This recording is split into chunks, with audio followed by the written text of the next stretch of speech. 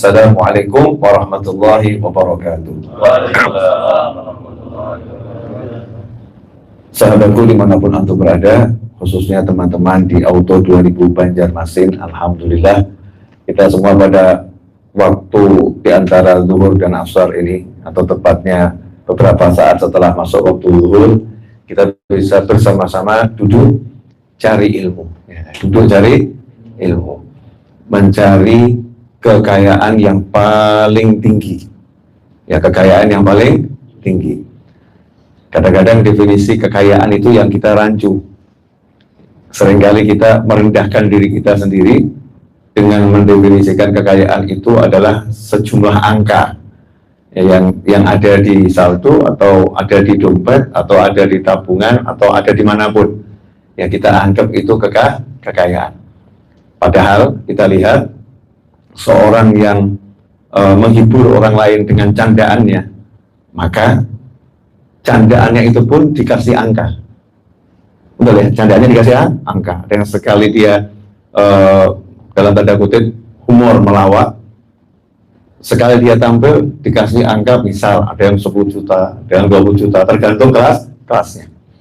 Berarti candaannya ini bukan angka. Bukan angka, bukan duit, tapi dinilai dengan duit. Jadi duit hanya alat untuk mengukur, oh itu nilainya sekian. Nilainya sekian. Kalau kita kumpulkan duit banyak, kita menganggap kita punya kekayaan yang banyak. Ternyata seorang pelawak, dia punya kekayaan yang unlimited, karena setiap saat dia bisa melawak dan menghibur siapapun. Baru sedikit saja dikasih angka, hasilnya udah luar biasa. Begitu pula dengan ilmu. Ilmu. Ada beberapa orang yang punya ilmu tentang akhirat, ilmu tentang dunia. Tiba-tiba dia punya harta yang sangat banyak, duitnya sangat banyak. Orang bingung. Yai, Ustadz kerjanya apa? Kok duitnya banyak? Ustadznya sama kiainya jawab, saya nggak cari harta, saya cari ilmu.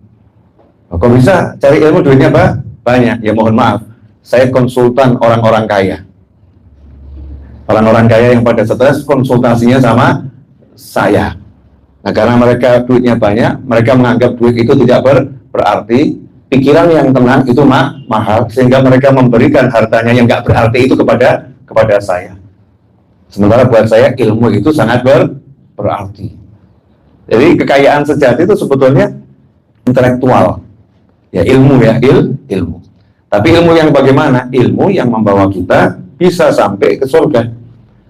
Bukan ilmu yang berhenti bahagianya cuma tahun ini, tahun depan enggak.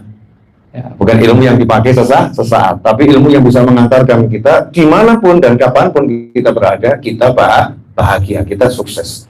Dan alhamdulillah ilmu itu dijual murah tanpa membayar. Bahkan Allah mengirim utusannya yang paling mulia, disebut Ar-Rasul, utusan Allah yang paling mulia, yaitu baginda Muhammad Sallallahu Alaihi Wasallam, untuk menyebarluaskannya dan mengajarkannya cara agar seseorang itu di dunianya enak dan nanti sampai ke surga. Utusannya Allah ini pun baginda Muhammad SAW sudah dikirim untuk survei. Dikirim untuk survei. Survei apa? Survei lokasi. Jadi biar kita ini nggak ragu dan biar menjelaskannya itu lebih jelas, maka utusannya survei lokasi. Lokasi apa yang disurvei? Alam barzah disurvei, mahsyar disurvei, sampai surga disurvei, sampai neraka disurvei, sampai ketemu dengan Allah Subhanahu wa Ta'ala, yaitu dalam perjalanan Isra dan Mi'raj. Udah lengkap ini, semua ada pada diri Nabi Muhammad SAW. Setelah itu beliau kembali ke bumi menjelaskan caranya selamat begini. Caranya selamat begini. Dan ternyata caranya selamat itu bukan kebanyakan mikir, tapi banyak aksi yang manfaat. Khairun nas anfa'uhum linnas.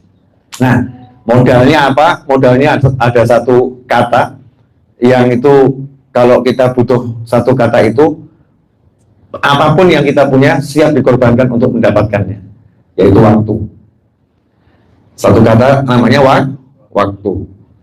Saya mau nanya nih, kalau misalnya jam 5 sore nanti antum meninggal dunia, insya Allah nggak terjadi. Insya Allah panjang umur semua ya, sehat wal afiat. Misal nih malaikat Israil alaihissalam berbaik hati ngasih tahu, nanti sore jam 5 kamu meninggal dunia fulan. Kebetulan Anda punya uang 200 triliun. Terus ngajak negosiasi malaikat. Malaikat, tunda seminggu, uang saya semua saya ambil, saya berikan. Kalau malaikatnya boleh ngajak negosiasi, kira-kira siap nggak kita korbankan uang 200 T, 300 T untuk nambah hidup seminggu? Siap ya? Berarti harganya waktu seminggu ini berapa tadi? Masya Allah. Mahal ya? Saya ambil contoh yang paling sederhana. Di rumah sakit. Dipasangin alat macam-macam. Sakit. Kalau alatnya nanti nggak dipasang, pasiennya diperkirakan dalam waktu hitungan hari bisa meninggal dunia. Ini menurut ilmu medis. Akhirnya keluarganya ditanya, mau nggak berjuang mempertahankan pasien? Berapa biayanya? 1 hari 200 juta. Kebetulan keluarganya punya duit. Mau nggak bayar 200 juta 1 hari? Mau. Ya, demi apa? Demi suaminya, atau istrinya, atau anaknya, atau siapa anggota kerabatnya, biar bisa bertahan hidup, syukur-syukur, sembuh dan sehat. Rela. Itu yang dibeli apa sebetulnya? Waktu. Dan mohon maaf, Anda kerja di Auto 2000, entah waktu Anda dibayar berapa. Betul ya? Anda kerja di kantor manapun, entah waktu Anda dibayar berapa. Wallahu a'lam. Setinggi apapun bayarannya, itu masih sangat sedikit, ya.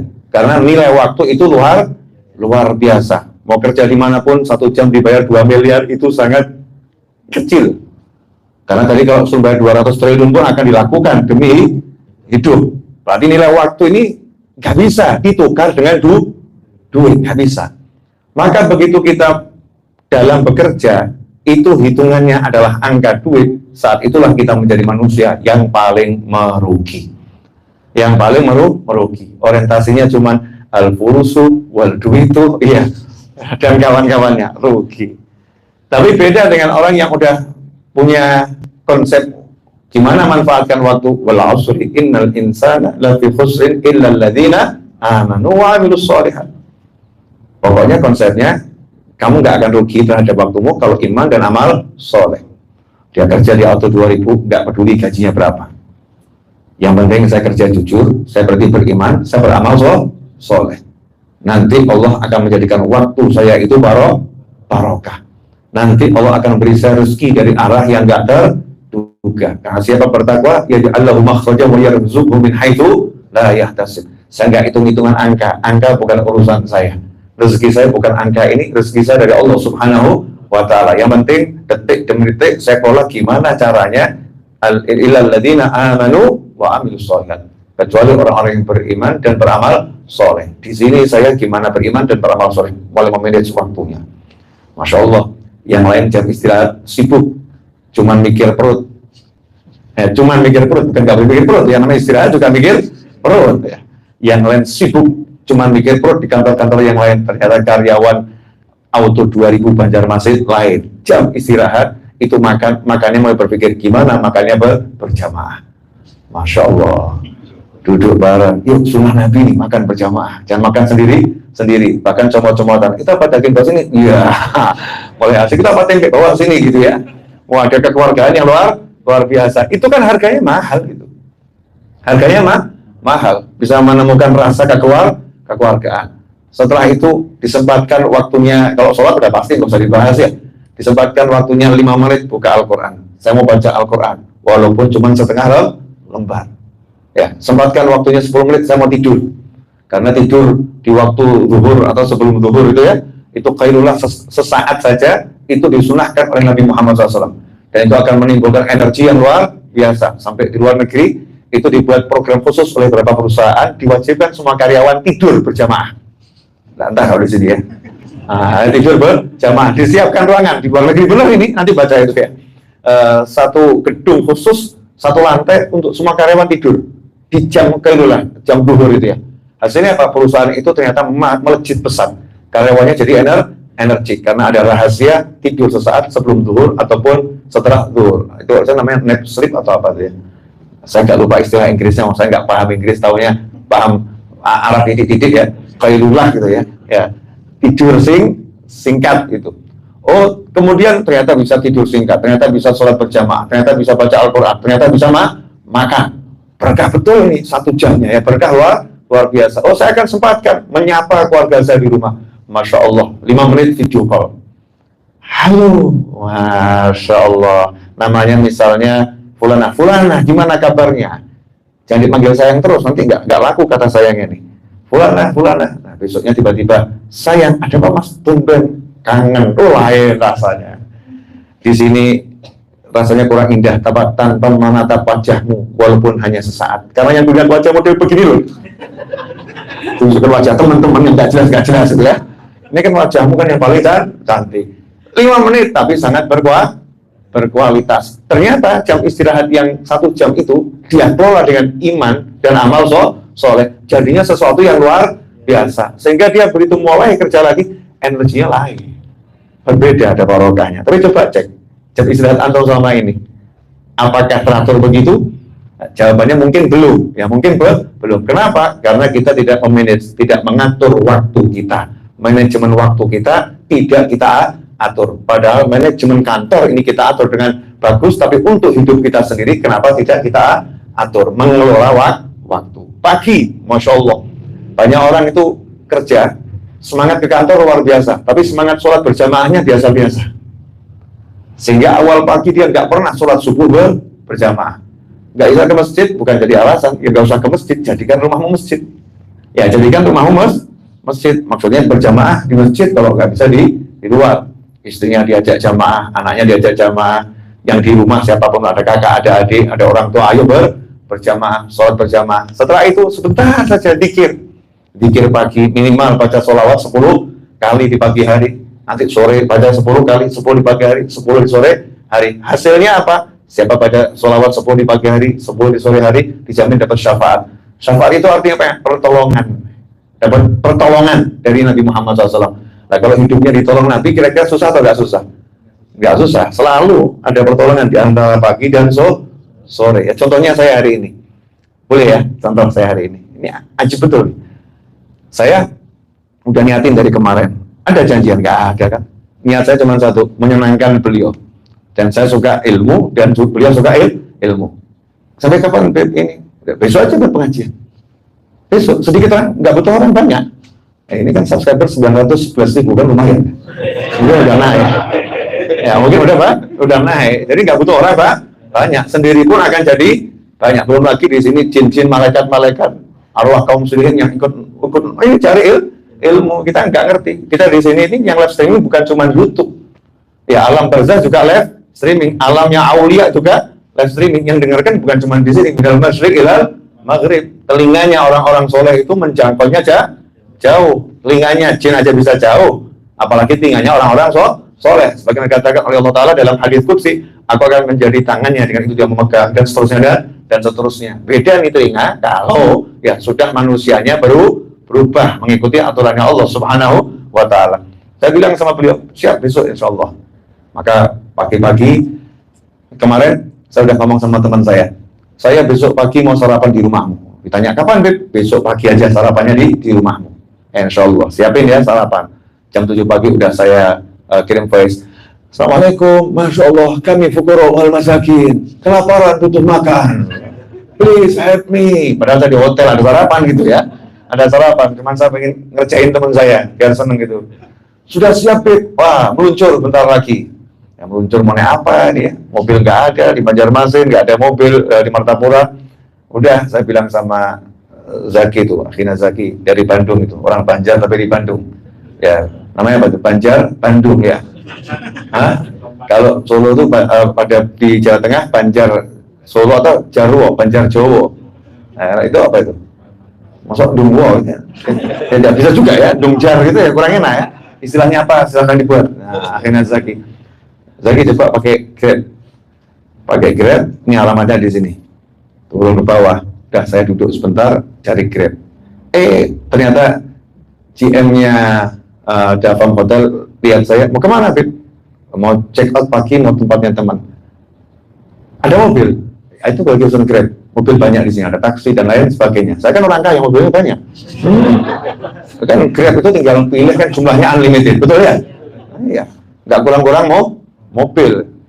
Rumah juga banyak di Banjar, tinggal jumlah hotelnya berapa itu rumah saya. Plus lagi rumah teman. Jadi nggak usah takut nggak punya rumah. Orang kalau punya teman banyak itu enak, alhamdulillah barokah. Subhanallah. CM-nya karena juga jamaah YouTube. Ya, jamaah YouTube biasa ngaji di YouTube.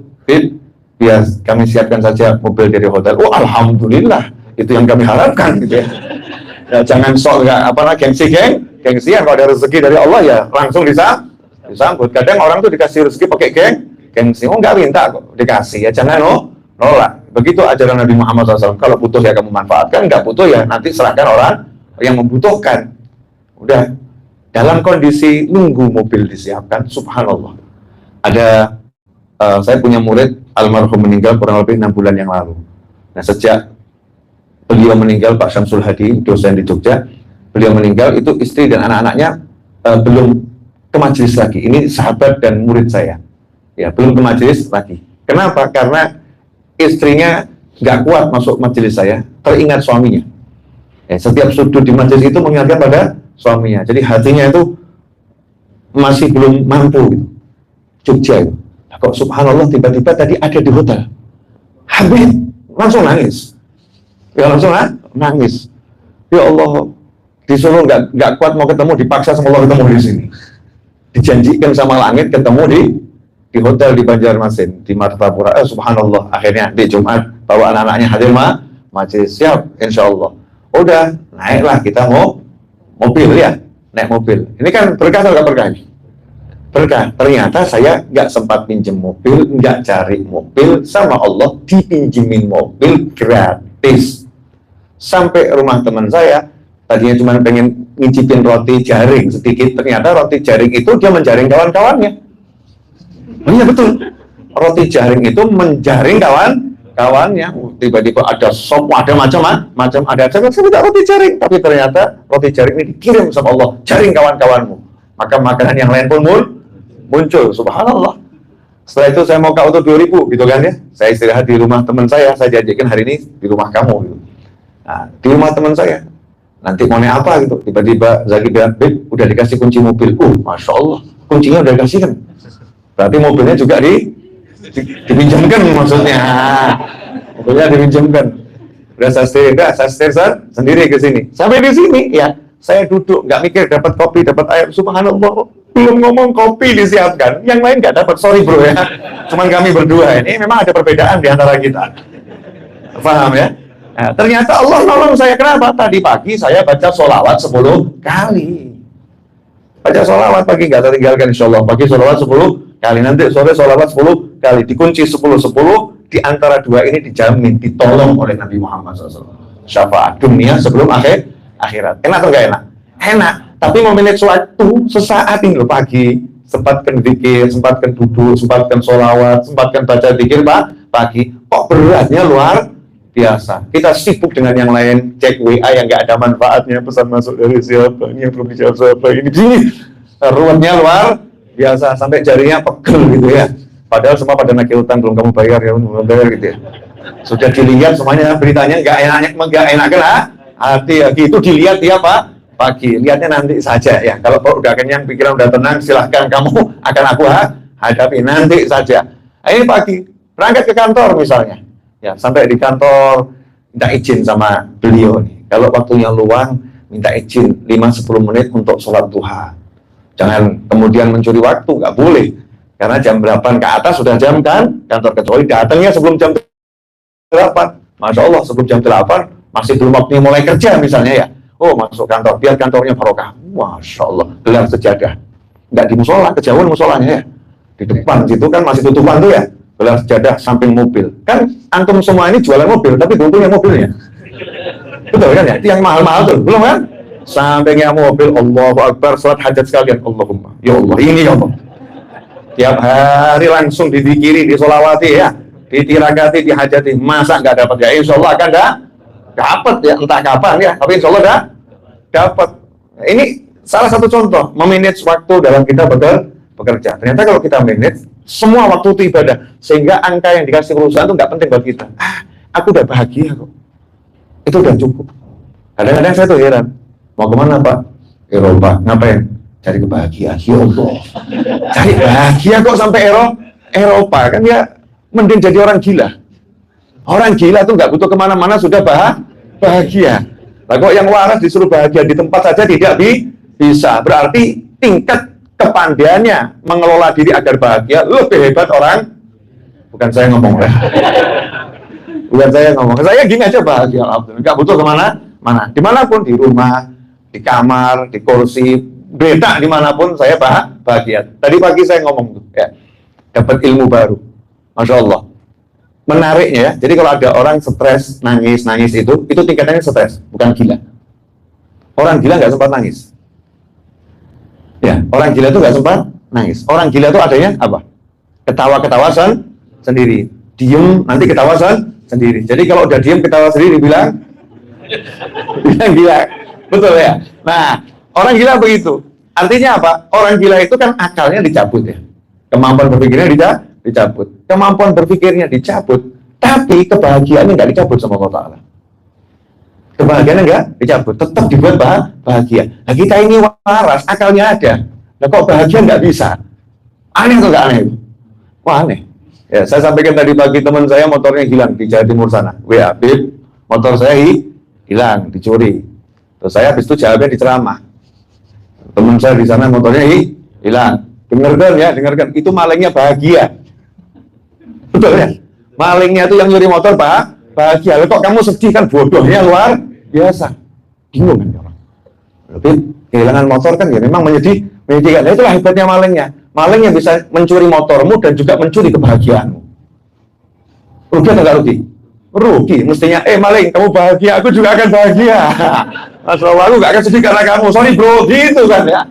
Nah, itu namanya orang yang paham. Loh, itu kan hilang, nggak apa-apa, hilang nanti beli lagi kapan nyumbu. Ya, pokoknya cari usaha. Nggak kemudian ke sana marah, ke sini marah, ke sini marah, dan lain sebagainya. Nyari boleh, tapi nggak usah pakai marah. Hatinya nggak usah ikut. Jadi enak, hidup tuh enak. Kuncinya di situ. Alladzina amanu wa amilus sholihat. Orang yang beriman dan beramal soleh. Ini kunci kalau hidup kita pengen asyik gitu ya. Iman, amal soleh. Iman, amal soleh. Iman, amal soleh. Ya, kita manusia kan tempatnya dosa, tempatnya salah ya. Kita tuh sering sengaja produksi dosa. Nah, masih penyakit. Setiap orang di antara kita masih punya penyakit produksi dosa. Alhamdulillah Allah tuh baik banget. Ngerti penyakit kita, dikasih solusi. Ya udah istighfar aja. Istighfar. Nah, itu setan kok bisikin kita. Percuma kamu istighfar kalau kamu ulangi lagi. Akhirnya apa? Udah kita ulangi, istighfar atau tidak? Ngulanginya jalan, istighfarnya tidak. Setan tak tangan, yes, nurut sama aku. Padahal Allah bilang, aku akan selalu mengampunimu selama engkau minta ampun padaku. Selesai. Minta ampun. Benar-benar minta ampun, tapi ya bukan mainan. Istighfar sudah Allah ampuni aku. Nanti kepleset lagi, minta ampun lagi. Kepleset lagi, minta ampun lagi. Sampai akhirnya setannya dimarahin sama atasannya. Udah, kamu jangan plesetkan dia. Kenapa? Semakin kamu plesetkan, semakin dekat sama Allah dia. Tadinya itu dia nggak begitu ingat sama Allah. Itu gara-gara kamu plesetkan terus, dia berbuat dosa terus. Akhirnya dia itu dekat sama Allah. Datengin Habib, datengin Kiai, minta didoakan agar dosa diampuni. Ini gara-gara kamu nih, bodoh kamu setan.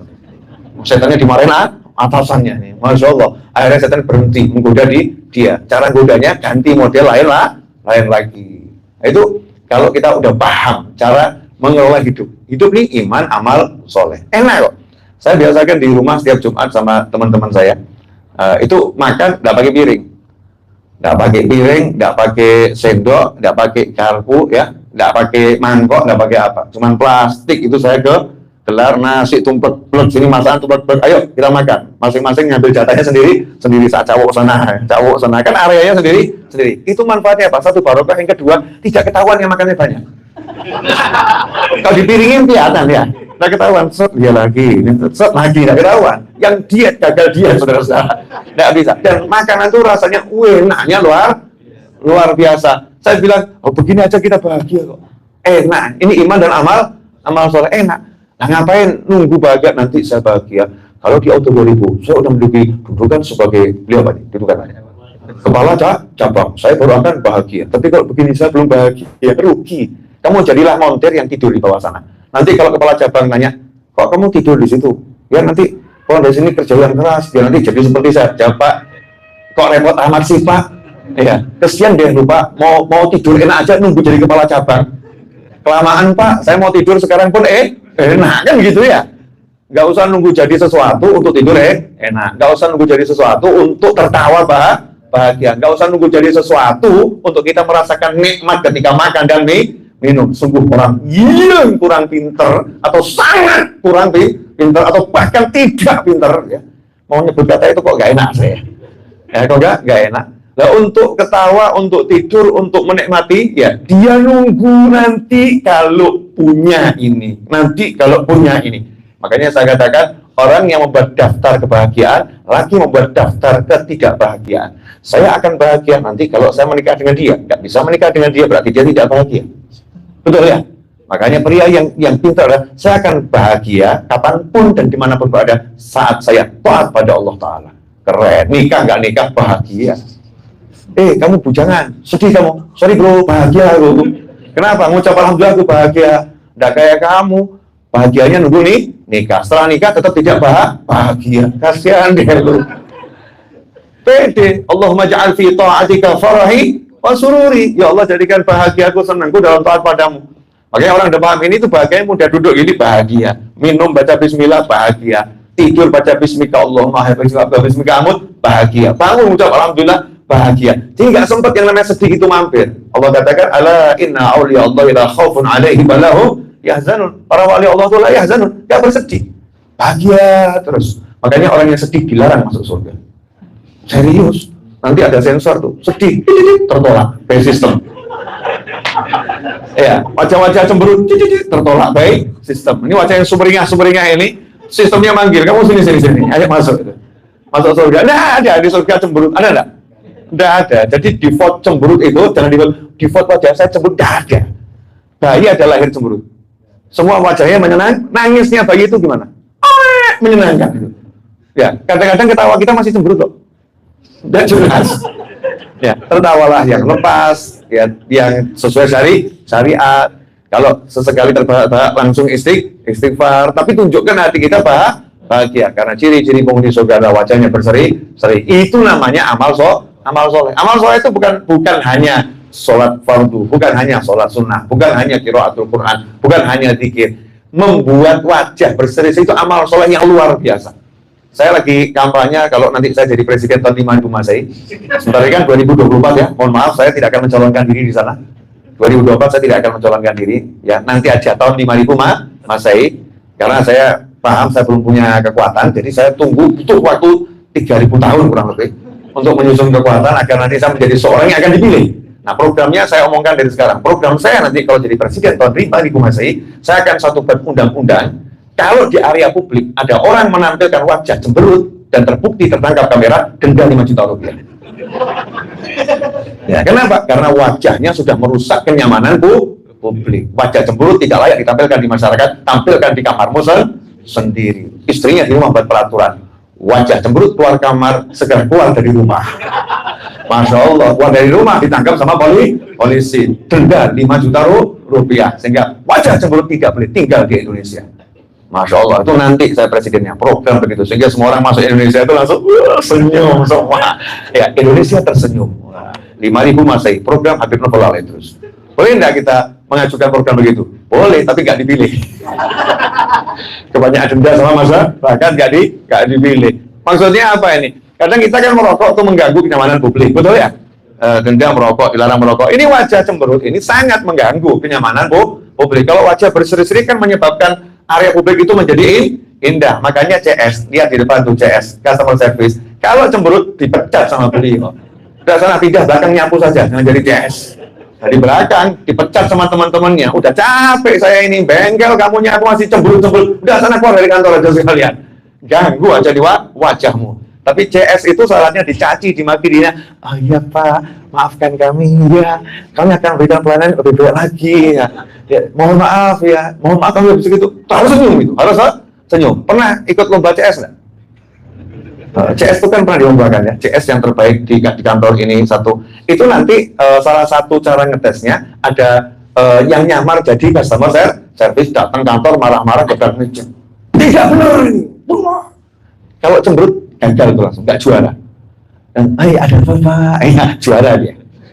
Harus tetap tersenyum. Itu syaratnya CS. Makanya malaikat penghuni penjaga surga itu senyum terus, tidak pernah cemberut. Tapi malaikat penjaga neraka dilarang tersenyum, wajib cemberut. Diizinkan tersenyum cuma sekali, ketika ada kunjungan mendadak dari Nabi Muhammad SAW.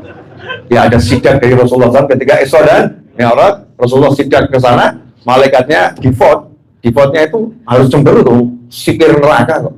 Penjaga neraka wajib cemberut sangar. Ditegur sama malaikat Jibril alaihissalam. Ini Rasulullah, kamu kok cemberut? Ayo senyum. Oh boleh? Iya boleh, senyum akhirnya. Malaikatnya senyum dan seluruh jawatan neraka itu senyum semua, sehingga warga neraka heboh semua. Ada apa nih pada senyum? Oh ternyata ada Rasulullah SAW. Itulah makna wa ma arsalnaka illa rahmatan lil alamin. Sampai yang di neraka pun dapat rahmatnya Nabi Muhammad sallallahu alaihi wasallam. Setelah itu nggak ada lagi senyum di neraka, nggak ada. Nah ini defaultnya apa ini? Wajah. Jadi wajah tersenyum, wajah cemberut tempatnya di neraka, wajah berseri-seri tempatnya di surga. Nah kalau waktu kita dari di rumah, di kantor, kita tata dengan iman dan amal soleh, hidup kita akan menyenangkan. Ya makanya saya punya konsep, saya tidak terima curhat. Jadi saya mau curhat, ada. Kalau mau minta pendapat, petunjuk boleh. Itu namanya diskusi. Beb, saya mau menikah, Beb. Menurut Habib mana yang lebih baik di antara dua wanita ini? Jangan setorkan ke saya yang begitu. Jangan. Urusan milih perempuan jangan distorkan ke saya. Serahkan Akhi Nazaki saja. Atau Mas Seto itu ya. Pilihlah sendiri. Kenapa? Nanti kalau salah saya disalahkan. Udah pilih ini. Ini gara-gara Habib dulu yang pilihkan. Ternyata rumah tangga saya nggak bahagia. Habibnya disalahkan. Apalagi itu kalau pilpres itu.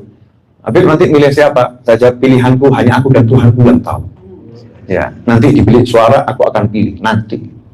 Ya, kenapa? Satu, semua jamaah itu kan punya pilihan sendiri dan semuanya teman saya. Yang kedua, nanti kalau saya milih seseorang ternyata dia kalah nggak jadi presiden, berarti saya nggak sakit lagi saya. Betul kan ya? Wah, ternyata Habib Novel pilihannya salah dan kalah, berarti saya kurang sakti. Maka saya sembunyikan pilihan saya. Begitu nanti ada yang menang, betul kan pilihan saya? Ya, itu saudara-saudara. Jadi kita akan terus bahagia, tanda-tanda. Jadi hidup jangan serius. Serius itu ketika melahirkan saja. Ya, yang dilahirkan nangis, kitanya tertawa. Jadi boleh mentertawakan bayi. Betul ya? Boleh tidak mentertawakan bayi? Boleh. Nangis dia, ya kan? Ketawa gitu, dia nangis. Ini bayi nangis, bayinya nangis, kita tertawain. Makanya ketika kamu nangis ditertawain orang jangan marah. Udah pengalaman. Betul ya, udah pengalaman, udah biasa dulu waktu bayi kita nangis, kesakitan nangis gitu, orang tua kita tambah ketawa-ketawa, udah bisa nangis dia, ketawa-ketawa. Nah, makanya hidup dibuat enjoy, santai, nikmat, asyik. Saya tadi nyetir ke sini, nyetir aja asyik. Padahal ngantuknya luar biasa. Ya Allah, ngantuk ini. Tapi asyik, ya. Di Banjar nyetir, Kuala Tungkal nyetir. Ya, senang saya nyetir sendiri, ada kenikmatan tersendiri. Senang, menghibur hati itu mudah kok. Jangan kalah sama supir truk. Saya tuh malu kalau kalah sama supir truk. Supir truk itu lebih pandai mengelola kemacetan. Masya Allah, saya di tol dari Jakarta ke Solo, ya ada macet karena perbaikan jalan, dan memang harus berhenti semuanya, harus berhenti berapa saat. Itu supir truk nggak mau repot, mesin dimatikan tidur. Dia santai. Konsepnya apa? Saya capek, ngapain nunggu jalannya berjalannya tidur aja. Nanti kalau ternyata udah jalan, pasti saya dibangunkan, selesai. Gak terbelakangnya, oh iya, tiga gunung jalan lagi. Yang main tidur. Ada lagi saya lihat supir truk nggak tidur, turun dari truknya, mojok di pinggir jalan, ambil minumannya, ngopi, video call keluarganya. Masya Allah, keren bener. Ya gimana, pinter dia. Udah mulai jalan, oh ya ada dulu ya, mati naik ke truknya, lanjutkan perjalanan. Nggak keluh kesah. Ada nih orang naik mobil udah tahu macet. Bukannya dinikmati dengan tidur, dengan tadi dia seperti sebentar, tapi main tolong, dandin. Emangnya kamu tim jalan gitu? Ya enggak, yang ada kamu dimaki orang banyak. Enggak, gua aja udah tahu macet kok. Bukannya mengelola macet, justru mengungkapkan emosi yang enggak jelas. Enjoy seperti supir truk. Jadi kalau hidupmu macet, ya nikmati kemacetan itu. Contoh dipecat, insya Allah tidak. Tapi insya Allah juga Dipecat dari kantor itu tanda keberhasilan. Ya kalau kamu nggak dipecat, kamu nggak jadi bos nanti. Ya jadi karyawan terus, tapi jangan sekarang, nanti aja. Ya, kalau udah saatnya kamu bos, tolong pecat saya. Wah, masya Allah. Kenapa kamu nggak dipecat? Saya udah nggak butuh dengan perusahaan ini. Kenapa? Saya udah punya perusahaan sendiri. Apa? Nih, baik enggak? Wah, keren habis ini. Tambah nanya, mau ikut enggak? Gitu ya, nih gitu. Bisa jadi kan begitu ya. Jangan konsepnya kita nggak akan naik. Kita tuh punya cita-cita semangat yang luar biasa. Ini mau ngomong apa tadi Mas Eto? Kalau kamu nggak pernah mikir saya. Terakhir tadi mau ngomong apa? Saya tahu nggak saya mau ngomong apa? Saya aja yang mau ngomong nggak tahu apalagi antum. Saya aja nggak tahu apa yang mau saya omongkan, apalagi antum yang mendengarkan. Bagaimana bisa tahu apa yang saya omongkan? Karena kita sama-sama tidak tahu, lebih baik nggak usah diomongkan. Selesai gitu ya. Dan ini udah berapa menit? Tuh 40 menit tuh. Terasa nggak? Enggak, tinggal dengerin. Tinggal dengerin. Intinya ya kelola dulu. Ya, kelola waktunya, kelola hidupnya. Ya, kemudian kalau kita bekerja itu jangan punya pikiran selama-lamanya akan kerja itu, tapi dinikmati. Seperti saya ngomong kepada banyak orang, jadilah seperti pendaki gunung. Menentukan saya nanti akan berada di puncak. Tapi nggak pernah lihat orang-orang yang ke puncak itu nggak dilihat, yang dilihat langkah kakinya. Dia jalan memperhatikan langkah kakinya dan menikmati langkah kakinya. Capek istirahat, pengen minum, pengen duduk. Terus begitu, tiba-tiba sudah berada di puncak. Tapi orang yang sibuk lihat puncak terus akan kapan sampainya ya, nggak akan sampai dapatnya capek. Ini yang ngomong udah praktek loh ya, udah praktek. Dengan begitu tiba-tiba kita berada di atas, di puncak. Jadi nikmati hidupmu dengan iman dan amal soleh. Jangan ruwet sama duit. Gara-gara duit sholat berjamaah hilang, gara-gara duit ketawa sama istri nggak sempat. Nanti tunggu terlambat, ya terlambat nggak apa-apa. Gimana dek kabarnya? Mas terlambat, tenang, sabar gitu ya. Insya Allah tidak. Kenyataan terlambat, ngomong aja sama atasan. Maaf Pak, daripada saya mendapatkan murka istri, lebih baik mendapatkan senyum Bapak. Paham ya? Nah, jangan ngomong daripada mendapatkan murka istri, lebih baik dapat murka Bapak. Jangan begitu. Daripada saya mendapatkan murka istri, lebih baik saya mendapatkan senyum Bapak. Siap menerima senyum Pak. Masya Allah, harus kenceng gitu ya. Atasannya mungkin agak gimana gitu, tapi paham maksudnya kan, maksudnya. Ini kebersamaan beberapa saat bersama keluarga, sama anak minta gendong, anak minta ini itu mahal gitu. Kalau resikonya kehilangan pekerjaan nggak jadi masalah daripada kehilangan kebahagiaan anak. Ya, kebahagiaan anak ini bahagia sebentar tuh harganya luar biasa. Makanya